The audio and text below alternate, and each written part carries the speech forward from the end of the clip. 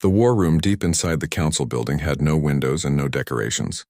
The walls were made of dark metal that did not reflect light, and the air felt heavy and serious. Around a long table sat the most important military leaders from every major race in the galaxy. At the head of the table, Admiral Jake Sullivan stood next to a huge screen that showed the slow, steady advance of the Vorthak through space. "You asked us to help," Jake said, his voice calm but cold. "You asked us to use what we know about war.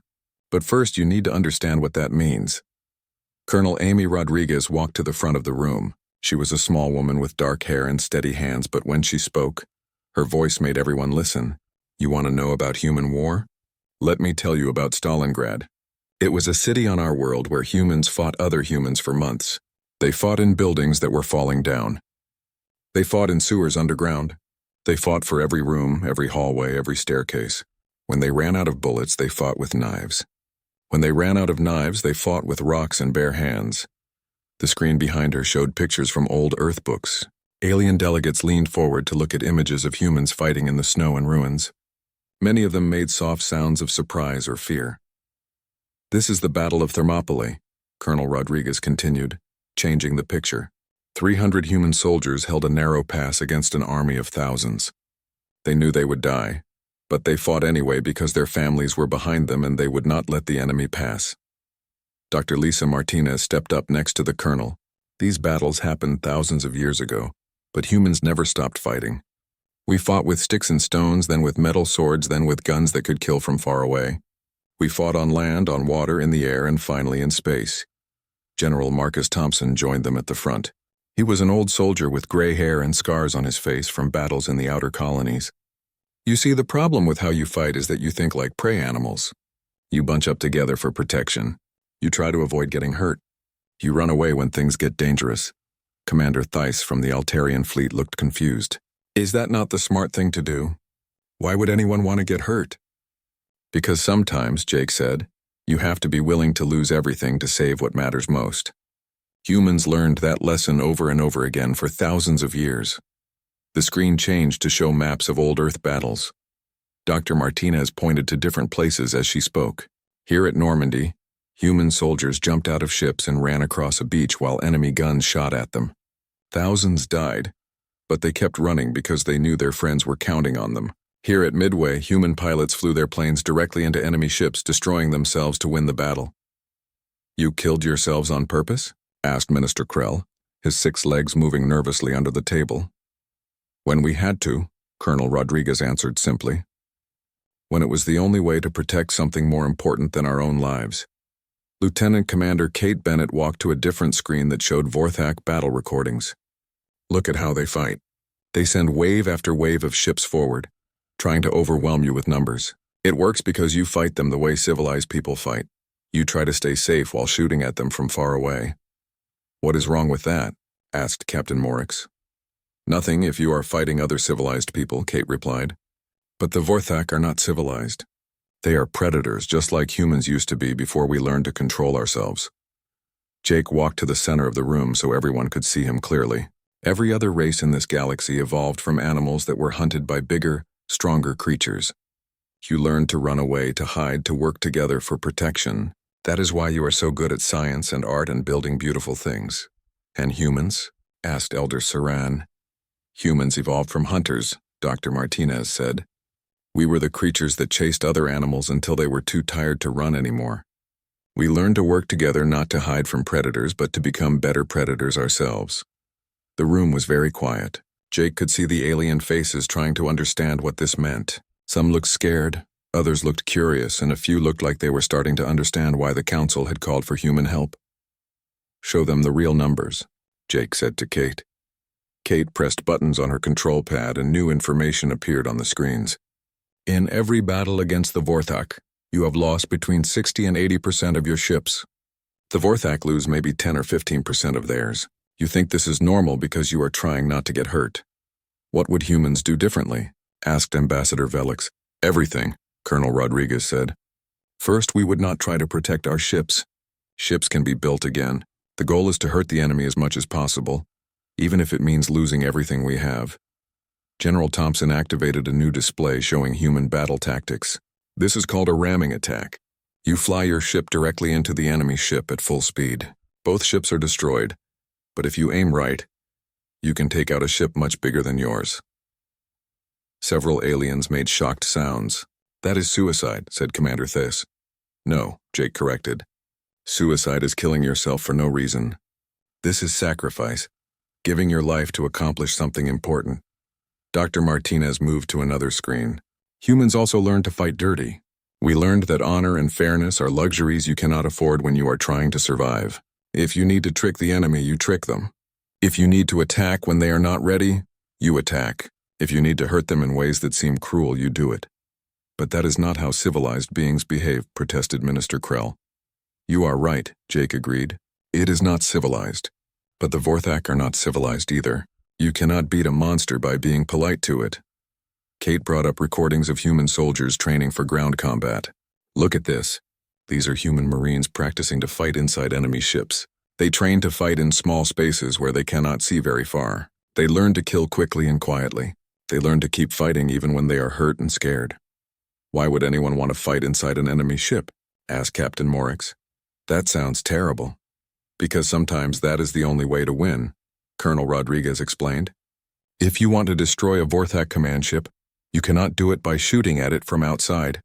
Their skin is too thick and heals too fast. But if you get inside, you can plant bombs or attack the important parts directly. Jake looked around the room at all the alien faces.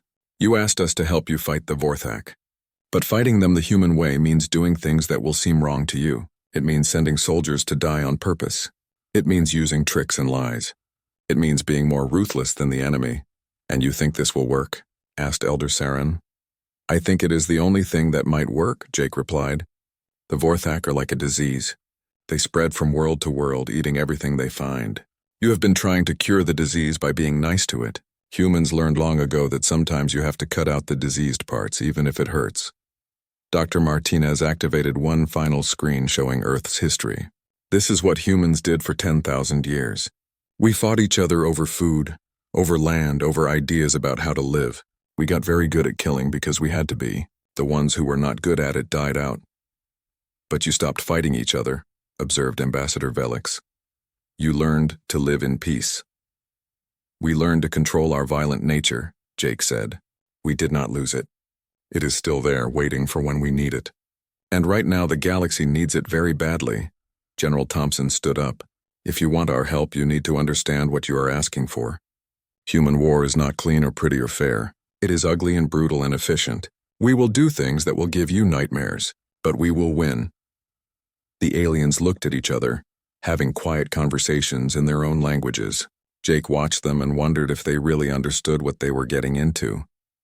These were beings who had built beautiful cities among the stars, who had solved problems with science and diplomacy, who had created art and music that could make people cry with joy.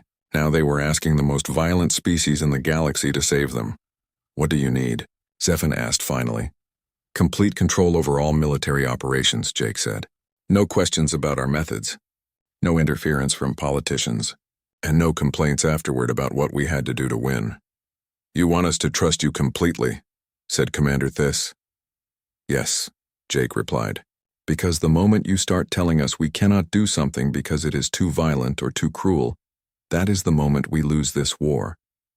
Zephan looked around the room at all the other delegates. One by one, they nodded their agreement. You have what you ask for, she said. Save us, Jake nodded back. We will. But when this is over, you may not like what we have become, and you may not like what you asked us to become. As the meeting ended and the aliens filed out of the room, Jake stood alone with his human officers. They all knew that they were about to cross a line that they had spent 50 years avoiding. They were about to become the monsters that their ancestors had been, the creatures of violence and death that had crawled out of Earth's bloody history. 3 weeks later, the largest fleet in galactic history gathered at the edge of known space near the Kepler defense line. Ships from 47 different worlds floated in the darkness like a metal city that stretched across millions of miles. The alien vessels were beautiful things, smooth curves and gleaming surfaces that reflected starlight like jewels. They had been built by races that valued art and grace even in their weapons of war. Among them, looking small and ugly by comparison, were the human ships. Where alien vessels were graceful, human ships were brutal.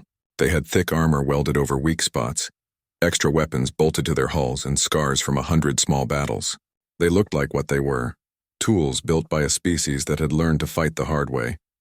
Captain Alex Turner stood on the bridge of his destroyer, the Retribution.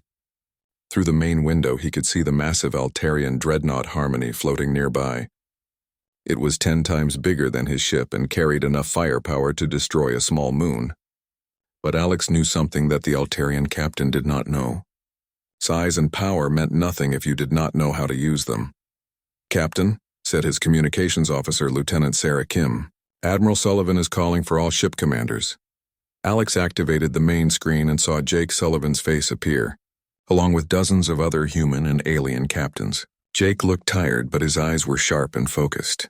"Ladies, gentlemen, and honored allies," Jake began.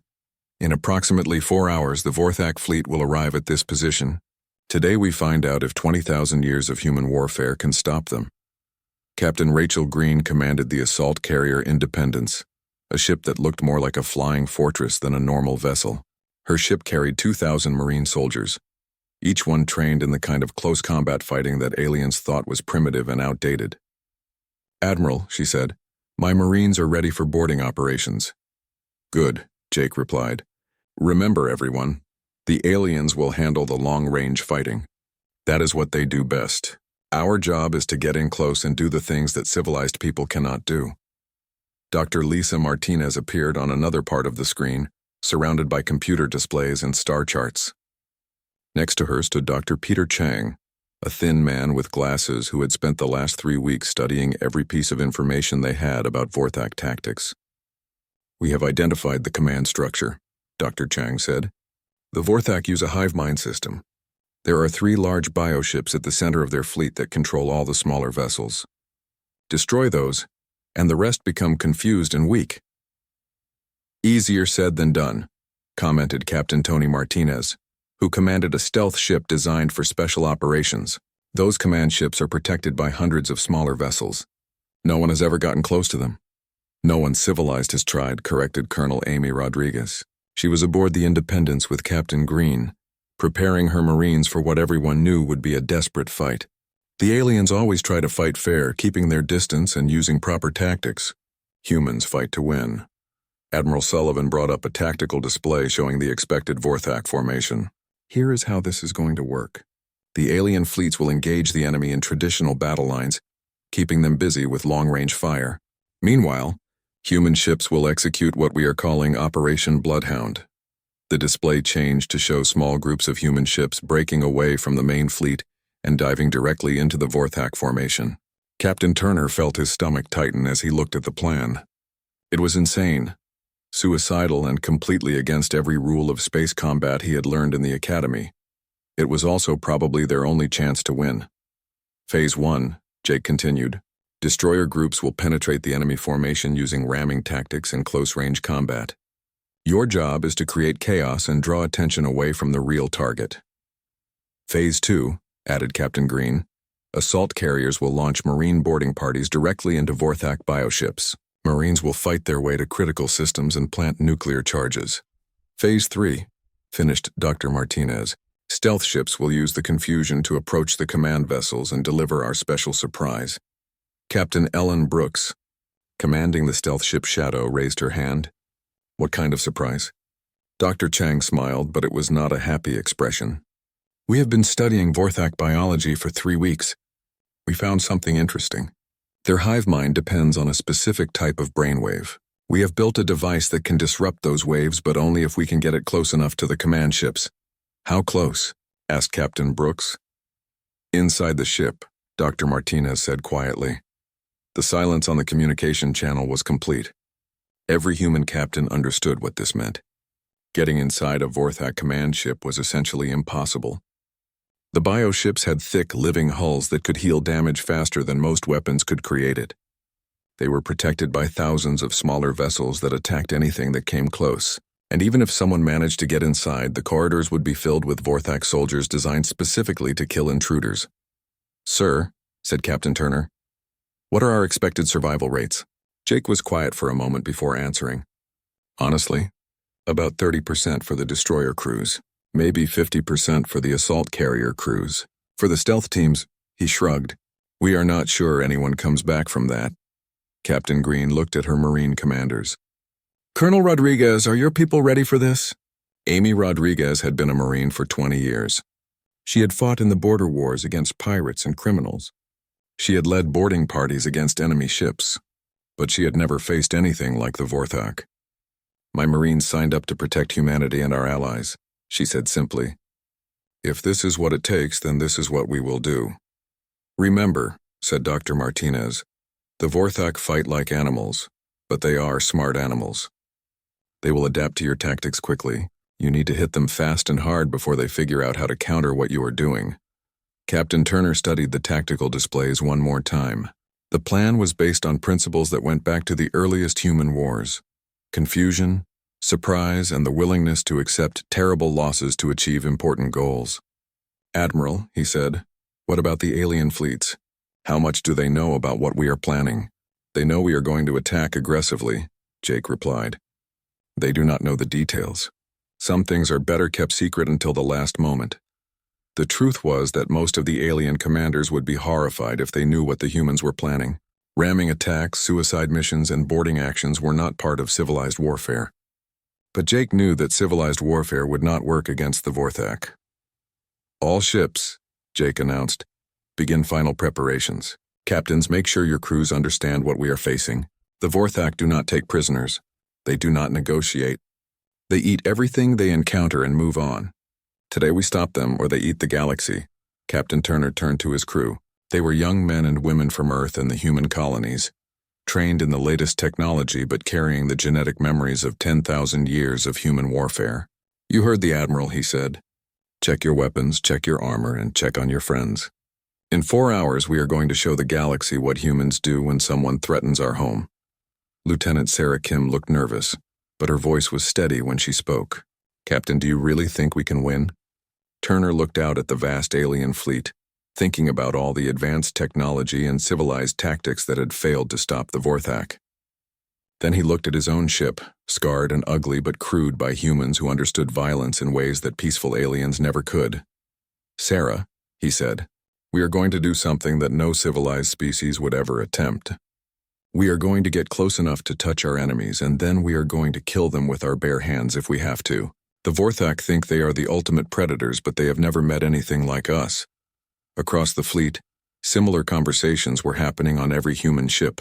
Marines checked their weapons and said goodbye to friends they might never see again. Pilots ran through suicide attack procedures they hoped they would never have to use. Engineers prepared systems that were designed to explode when activated. Dr. Martinez worked frantically in the Science Center, making final adjustments to the device that might disrupt the Vorthak hive mind. Dr. Chung ran calculations over and over, trying to find any way to improve their odds of success. Both of them knew that if their plan failed, the galaxy would fall to the Vorthak within a year. Lisa, Dr. Chang said quietly, do you think we are doing the right thing? Dr. Martinez looked at the star charts showing Vorthak movements, imagining all the worlds they had consumed and all the people who had died. Peter, she said, 50 years ago, humans decided to stop being monsters and start being civilized. Today we have to become monsters again to save civilization itself. Captain Green walked through the Marine barracks looking at the faces of her soldiers. They were young and brave and probably going to die in the next few hours. Remember your training, she told them. Remember your families.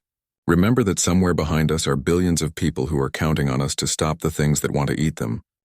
The tall glass towers of the Galactic Council reached up into the purple sky of Nexus Prime, like fingers trying to grab the stars. Inside the biggest tower, in a room made of crystal that sparkled with light from 3 suns, the most important beings in the galaxy sat around a huge table that floated in the air without touching anything. Council leader Zephan looked tired. Her blue skin had lost its usual bright color, and her forearms moved nervously as she stood up to speak. She had been the leader of the Altarian people for over 200 years, but she had never faced anything like this before.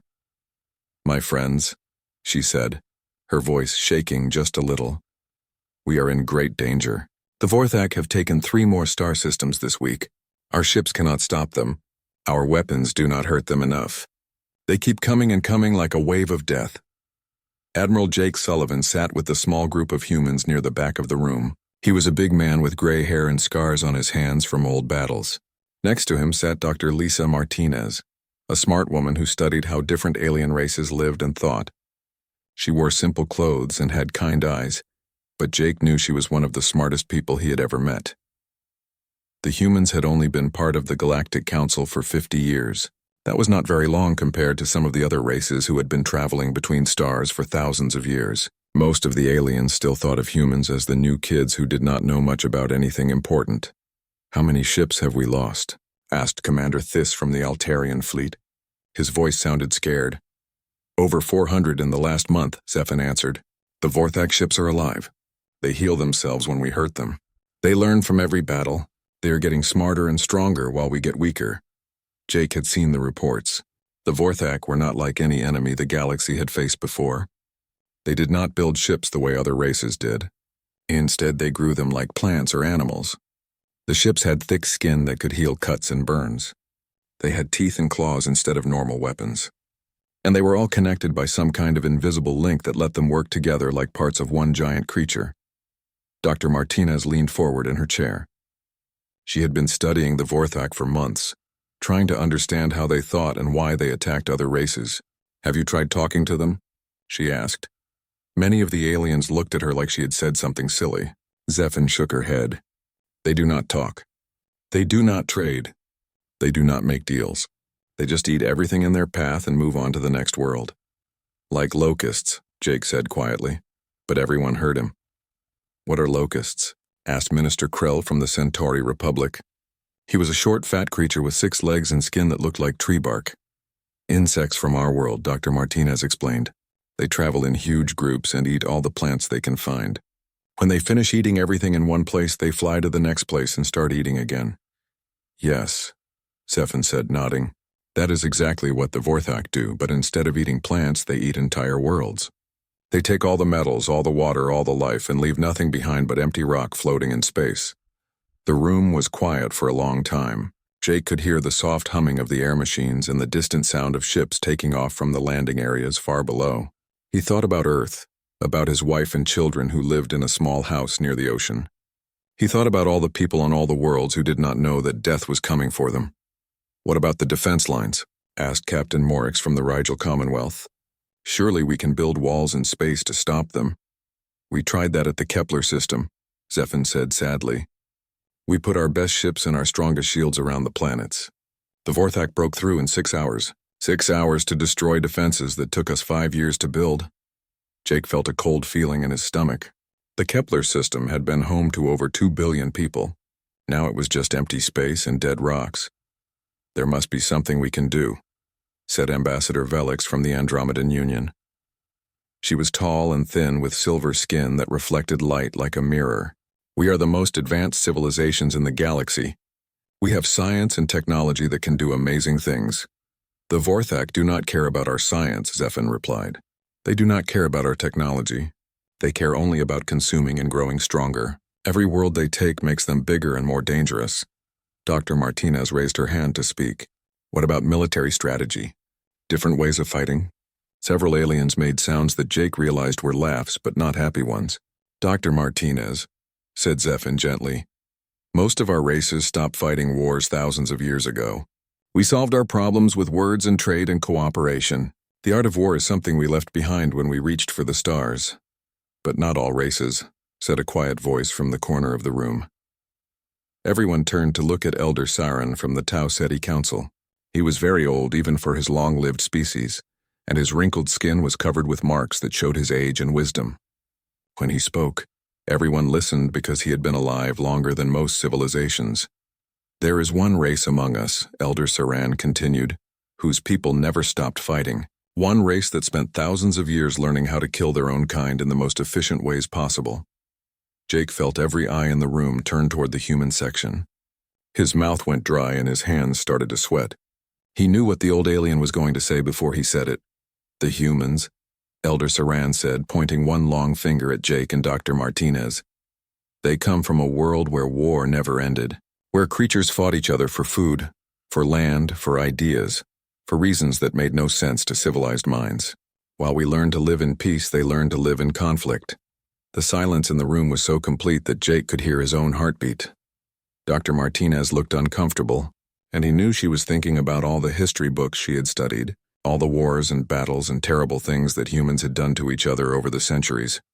"You want us to fight them," Jake said. It was not a question. Zephyr nodded slowly. "We have tried everything else. Our best generals, our smartest scientists, our most advanced weapons. Nothing works. The Vorthak are too strong, too fast, too hungry.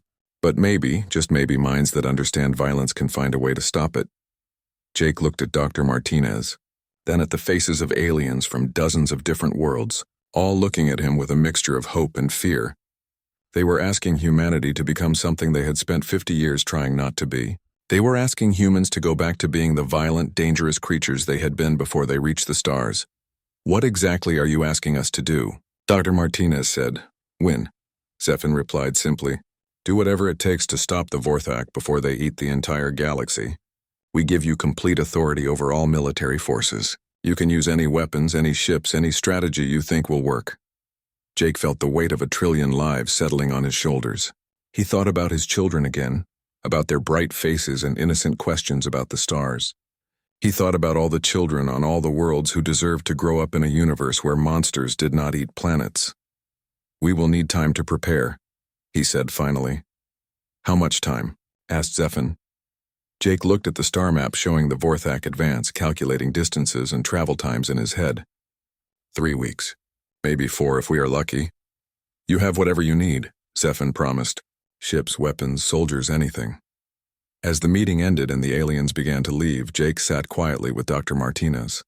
They both knew that everything was about to change.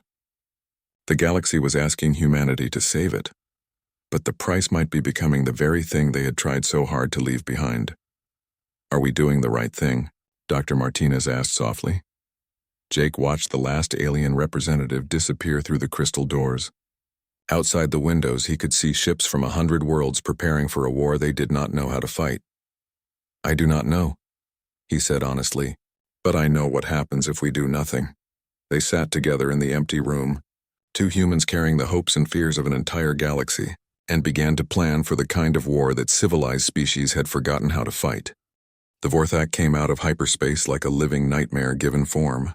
Their bioships were not built. They were grown, and they looked like massive sea creatures that had learned to swim through space instead of water.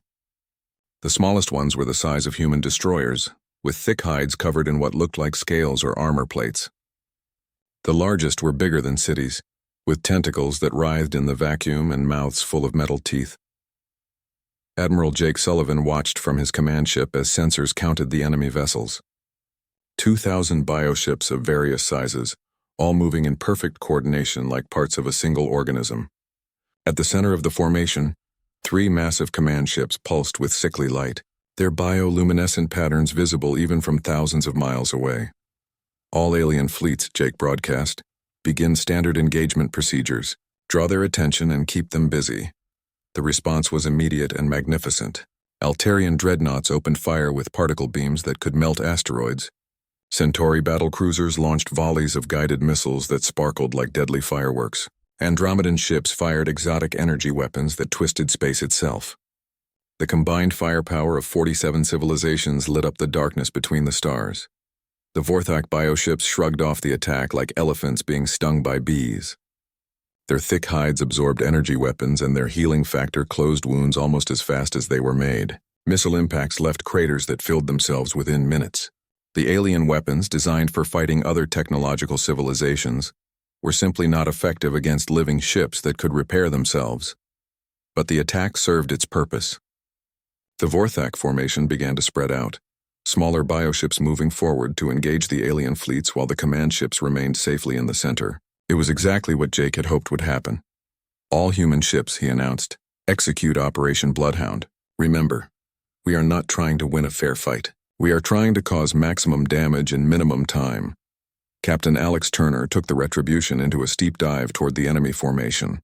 Behind him followed 6 other human destroyers, their crews preparing for what everyone knew was likely a one-way trip. "All ships, stay close and watch your spacing. We are going in fast and dirty."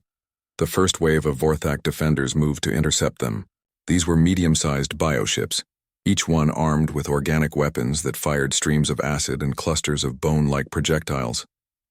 Against alien ships that tried to fight at long range, they were devastatingly effective. Against human ships that came in close and fast, they were confused and off balance. Turner's destroyer slammed into the first Vorthak ship at full speed. Both vessels were destroyed instantly in a ball of fire and torn metal, but the explosion cleared a path for the ships behind him. This was ramming tactics at their most basic, using your own ship as a weapon to destroy. Something bigger and more important than, "Yourself, retribution is down," reported Lieutenant Sarah Kim from the second destroyer. Continuing attack run. More human ships dove into the Vorthak formation, each one targeting a specific enemy vessel for a ramming attack. The Vorthak had never encountered this tactic before.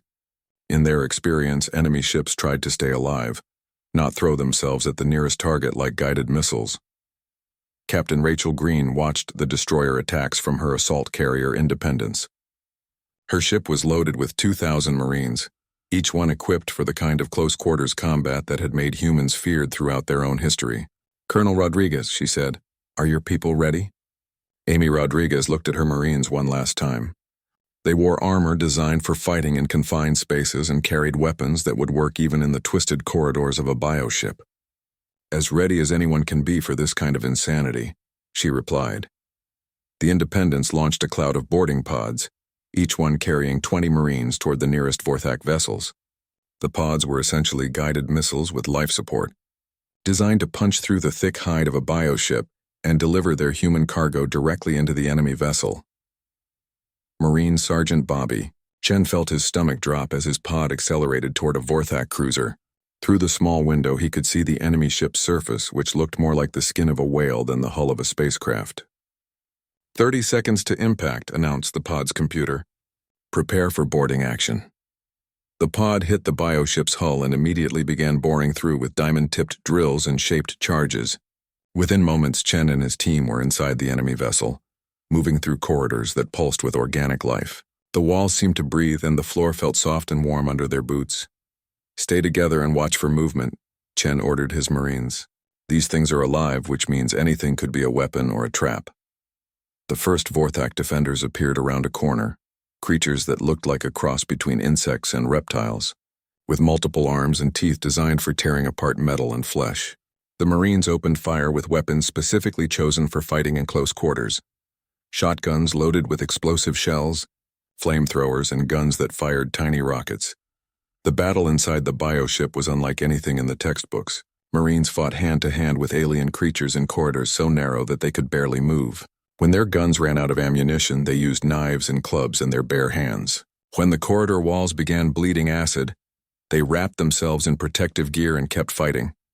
"Charges are set," reported Corporal Jenny Liu over the radio. "We have planted nuclear devices in what looks like the main power center." "Good work," Chen replied, firing his shotgun at a Vorthak that was trying to bite his head off. "Now we need to get out of here before this whole thing explodes." But getting out was easier said than done. The bioship was actively trying to trap the human intruders, growing new walls to block their escape routes and sending waves of defenders to stop them. Half of Chen's team died fighting their way back to their extraction point, and he was wounded in 3 places by the time they reached their emergency pod. Similar battles were happening throughout the Vorthak fleet, as human Marines boarded ship after ship, planting explosives and causing chaos wherever they went. The Vorthak had never faced an enemy willing to fight inside their own vessels, and they were not prepared for the savage close-quarters combat that humans had perfected over thousands of years. Captain Tony Martinez piloted his stealth ship through the confusion of the main battle, heading for the most dangerous part of the mission. His ship, the Knife, was loaded with the special device that Dr. Chang and Dr. Martinez had built to disrupt the Vorthak hive mind. Getting close enough to use it meant flying directly into the most heavily defended part of the enemy formation. "Stealth systems are holding," reported his navigation officer, Lieutenant Kevin Park. "But they will not work much longer at this range."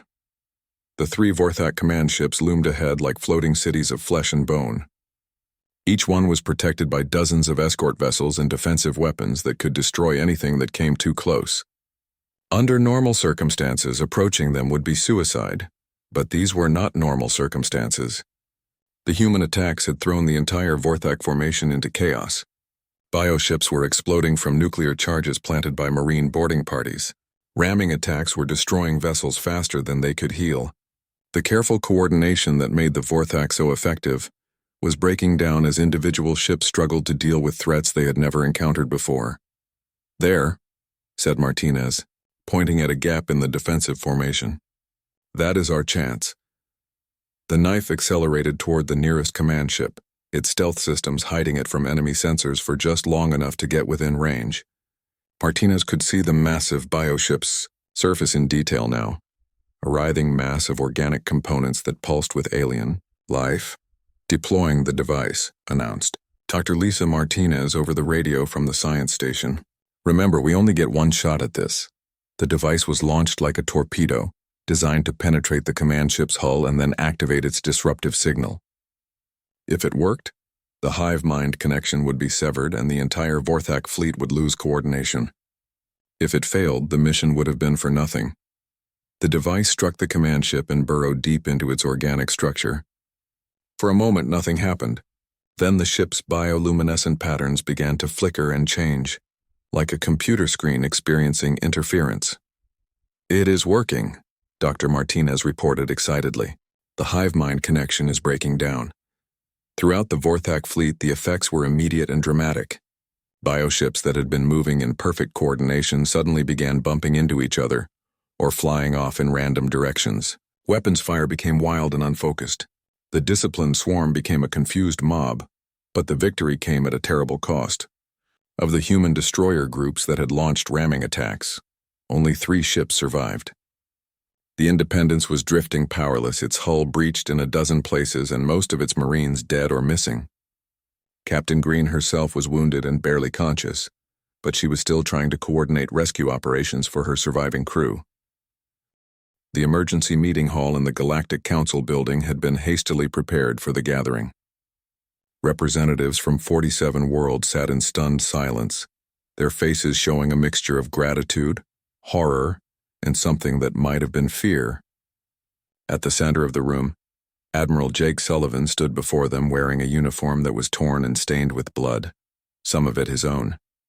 His left arm was in a sling from shrapnel wounds, and there was a bandage over his right eye where flying debris had nearly blinded him, but he was alive, which was more than could be said for thousands of other humans who had fought in the battle against the Vorthak. The victory had been complete and decisive, but the cost had been almost too terrible to comprehend. "Honored delegates," Jake began, his voice hoarse from breathing smoke and shouting orders during the 18-hour battle. "The Vorthak threat has been eliminated. Their command structure is destroyed, their fleet is scattered, and their ability to coordinate attacks has been permanently damaged." Council leader Zephin stood up slowly, her blue skin even paler than usual. In her forehands, she held a datapad showing the casualty reports from the battle. "Admiral Sullivan," she said, her voice barely above a whisper, "we have reviewed the reports. The losses among human forces were unprecedented." 71% casualties, Jake confirmed simply. 3,412 humans dead. Another 800 wounded, many of them permanently disabled. 6 ships completely destroyed, including the assault carrier Independence with all hands. The numbers fell into the room like stones into still water, creating ripples of shock that spread from delegate to delegate. Commander Thys from the Altarian fleet made a soft sound of distress. "Admiral, how can you call this a victory? Your people paid a price that no civilized species would consider acceptable." Jake looked at the alien commander with eyes that had seen things no civilized being should ever have to see. "Commander Thys, let me ask you a question. How many people lived on the worlds that the Vorthak consumed before this battle?" The Altarian checked his datapad. "Approximately 40 billion sentient beings across 12 star systems. And how many people are alive today because we stopped the Vorthak from continuing their advance?" Thys was quiet for a moment, calculating. "Based on their projected expansion rate, we estimate they would have consumed another 100 star systems within the next year. That would be roughly 300 billion lives. 3,000 human deaths to save 300 billion alien lives," Jake said. "In human terms, that is what we call an acceptable exchange rate." Dr. Lisa Martinez sat in a hover chair near the back of the room, her legs wrapped in medical bandages from injuries sustained when her research station took a direct hit from Vorthak bioweapons. Despite her wounds, she had insisted on attending the meeting to help explain what humanity had done and why. "Delegates," she said, activating a holographic display, "let me show you something that might help you understand." The display showed footage from inside the Vorthak bioships during the marine boarding operations. Alien representatives gasped and covered their eyes as they watched human soldiers fighting hand-to-hand with creatures twice their size, using improvised weapons and tactics that seemed to violate every principle of civilized warfare. "This is Sergeant Bobby Chen," Dr. Martinez narrated, pointing to a figure on the screen who was attacking a Vorthak defender with what appeared to be a broken piece of metal. He lost his rifle when acid melted through his equipment pack. Rather than retreat, he picked up debris and continued fighting. He planted nuclear charges in the bioship's power core, knowing that he probably would not survive the explosion. "Did he survive?" asked Minister Krell quietly. "No," Dr. Martinez replied. "He died when the ship exploded, along with 19 other Marines from his unit.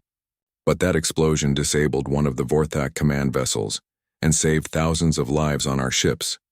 The footage continued, showing scene after scene of human soldiers doing things that made the alien observers sick to their stomachs, ramming attacks where human pilots flew their ships directly into enemy vessels, knowing they would die in the collision. Boarding parties fighting their way through corridors filled with acid and biological traps, Marines using grenades in confined spaces, killing themselves along with their enemies. "Why?" asked Ambassador Velix from the Andromedan Union, her silver skin reflecting the light from the displays in a way that made her look ghostly. "Why would anyone choose to fight like this?" Colonel Amy Rodriguez limped to the front of the room on a crutch, her right leg having been partially severed by Vorthak claws during the boarding of a bioship. She had lost more Marines than any other commander in the battle, and the weight of their death showed in every line of her face because, "Ambassador," she said, "this is what humans do when something threatens our families. We do not calculate odds or worry about acceptable losses.